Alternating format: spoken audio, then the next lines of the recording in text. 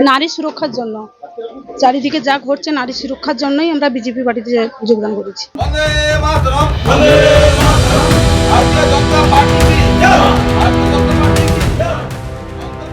আবারও পথ দেখাচ্ছে বাংলার রাজনীতির এপিসেন্টার সেই নন্দীগ্রাম। প্রার্থী তালিকা ঘোষণা করেই সেখানে পরাজয় স্বীকার করে নিয়েছে তৃণমূল। তারপর তৃণমূলের সন্ত্রাসকে উপেক্ষা করে আরও সোচ্চার হয়েছে মানুষ। পুরুষরা তো বটেই, এমনকি ঘর থেকে বেরিয়ে বিজেপির পতাকা হাতে তুলে নিচ্ছেন মহিলারাও। আর তাদের মুখে একটাই কথা, লক্ষ্মীর ভাণ্ডার নয়, চাই নারী নিরাপত্তা। সেই ছবিই দেখা গেল নন্দীগ্রামের বিজেপির পার্টি অফিসে। সেখানে বিজেপি নেতা প্রলয় পালের উপস্থিতিতে তৃণমূল ছেড়ে বিজেপিতে যোগদান করল 17টি পরিবার, যাদের মধ্যে অধিকাংশই মহিলা। কেন এই দলবদল? কেন শাসকের প্রতি এই ঘৃণা?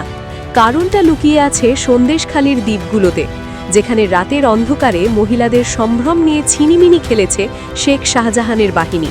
কারণটা লুকিয়ে আছে হাঁসখালিতে, যেখানে বিচারের আগেই নির্যাতিতাকে অপমান করেছেন খোদ মুখ্যমন্ত্রী। আর শেষ পেরেকটি পুঁতে দিয়েছে আরজি কর হাসপাতালের সেই ভয়াল রাত। সারা বাংলা দেখেছে কিভাবে তিলোত্তমার বিচার চাইতে নামা মেয়েদের ওপর পুলিশ লেলিয়ে দেওয়া হয়েছে, কিভাবে বিচারকের বদলে দুষ্কৃতীদের আড়াল করতে ব্যস্ত ছিল এই সরকার ও তাদের দল দাস প্রশাসন।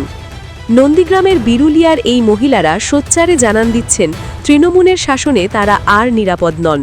তাদের অভিযোগ, তৃণমূলের তথাকথিত জনকল্যাণমূলক প্রকল্পগুলো আসলে ভোট কেনার টোপ। কয়েকশো টাকা দিয়ে মা বোনেদের মুখ বন্ধ রাখতে চায় শাসক দল, অথচ পাড়ায় পাড়ায় দুষ্কৃতীদের বারবারন্ত। যখনই কোনো মা বা বোন নির্যাতনের শিকার হন, তখনই অপরাধীকে বাঁচাতে কোমর বেঁধে নামে পুলিশ প্রশাসন। দোষীদের শাস্তি দেওয়ার বদলে তাদের রাজনৈতিক সুরক্ষা দেওয়া হয়। এই প্যাক্ট বা সমঝোতা এখন সাধারণ মানুষের কাছে দিনের আলোর মতো পরিষ্কার। নারী সুরক্ষার জন্য। চারিদিকে যা ঘটছে নারী সুরক্ষার জন্যই আমরা বিজেপি পার্টিতে যোগদান করেছি। দুর্নীতির জন্য হ্যাঁ, আপনাদের সঙ্গে কতজন যোগদান করছে? আজকে 17 জন ফ্যামিলি যোগদান করছে। কোন এলাকা থেকে? কোন এলাকা থেকে?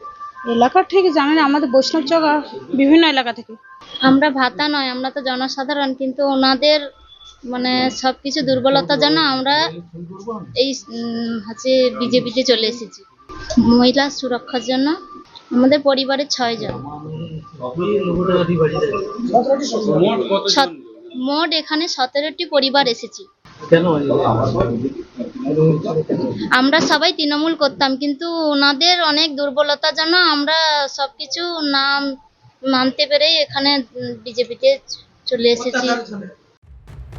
বিজেপি নেতৃত্বের দাবি, নন্দীগ্রামের মাটি থেকে যে পরিবর্তনের ডাক উঠেছে তা 2026-এর পথ প্রশস্ত করছে। মহিলারা আজ বুঝে গেছেন যে সুরক্ষাহীন 5,000 টাকার চেয়ে সম্মান নিয়ে বেঁচে থাকা অনেক বেশি মূল্যবান। নন্দীগ্রাম 2 নম্বর ব্লকের এই 17টি পরিবার তৃণমূলের দুর্নীতির শিকল ছিঁড়ে বেরিয়ে এসেছে। তাদের চোখে আজ বিচারের আশা আর মুখে শাসক দলের প্রতি ধিক্কার। সন্দেশখালী বা আরজি করের মতো কলঙ্কিত ঘটনাগুলো বাংলার মায়েদের ঘরের কোণ থেকে রাজপথে টেনে এনেছে।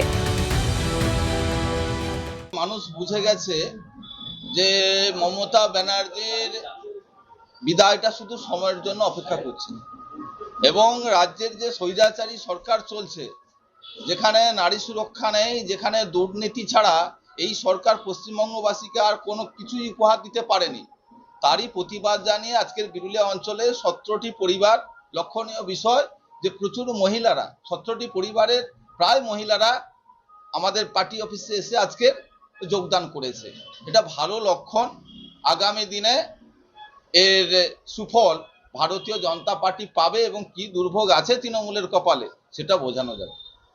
তৃণমূল কংগ্রেস নেতৃত্ব তাদের লক্ষ্মী ভান্ডার নিয়ে বড়াই করে বলছে, যতদিন তৃণমূল থাকবে ততদিন এই লক্ষ্মী ভান্ডার থাকবে, সুতরাং মহিলারা তৃণমূলের পক্ষে। সে জায়গায় মহিলারা আজকে বিজেপিতে যোগদান করবে। মহিলারা ভালো করে জেনে গেছে ভাতা ভিক্ষায় আর চলবে না। আর তৃণমূল কংগ্রেসকে বলবো ওদের ওই জোড়া ফুলের প্রতীকটা তুলে দিয়ে লক্ষ্মী ভান্ডারের প্রতীকটা নিয়ে লড়াই করতে, কারণ কাটমানি সিন্ডিকেট ছাড়া তো আর কিছু নেই। আর এর জন্য লক্ষ্মী ভান্ডার হচ্ছে ওদের জন্য উপযুক্ত প্রতীক বলে আমরা ভারতীয় জনতা পার্টি মনে করি। টাকা দিয়ে যে মা বোনেদের ভোট আর কেনা যাবে না তার প্রমাণ আজ দিয়ে দিলেন নন্দীগ্রামের এই মহিয়সী মহিলারা। শাসকের রক্তচক্ষু আর মিথ্যে আশ্বাসের দিন শেষ। তারা বুঝিয়ে দিলেন লক্ষ্মীর ভাণ্ডার নয়, তাদের প্রথম দাবি নারী সুরক্ষা। আর সেই সুরক্ষার ভরসা দিতেই আজ নন্দীগ্রামে ঘাসফুল শুকিয়ে ফুটছে পদ্ম। নন্দীগ্রামের এই মহিলাদের লড়াইকে কি আপনি সমর্থন করেন? তাহলে লাইক করুন এই ভিডিও আর আমাদের চ্যানেল সাবস্ক্রাইব করুন আরও এরকম খবর পেতে। ব্যুরো রিপোর্ট, মাধ্যম।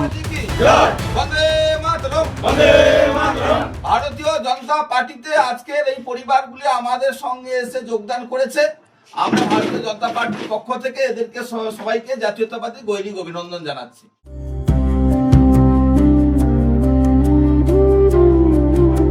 महाराष्ट्र, मेहनतकश किसानों की भूमि, समृद्ध गांवों की पहचान और विकास की असीम संभावनाओं का प्रदेश।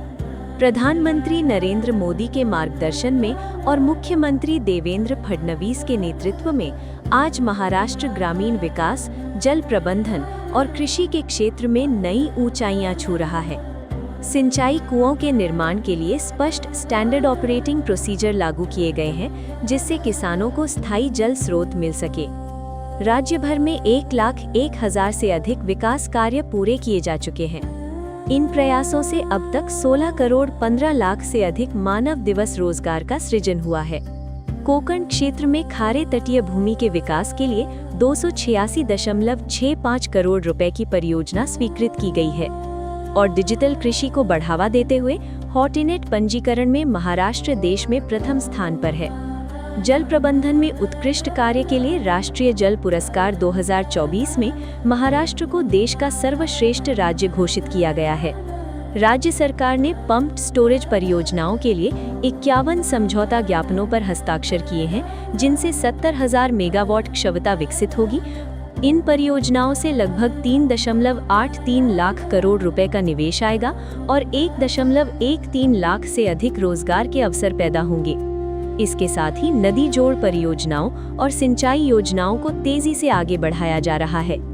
प्रधानमंत्री किसान सम्मान निधि योजना की 21वीं किश्त के तहत 1,808 करोड़ रुपए सीधे 90 लाख किसानों के खातों में पहुंचाए गए हैं।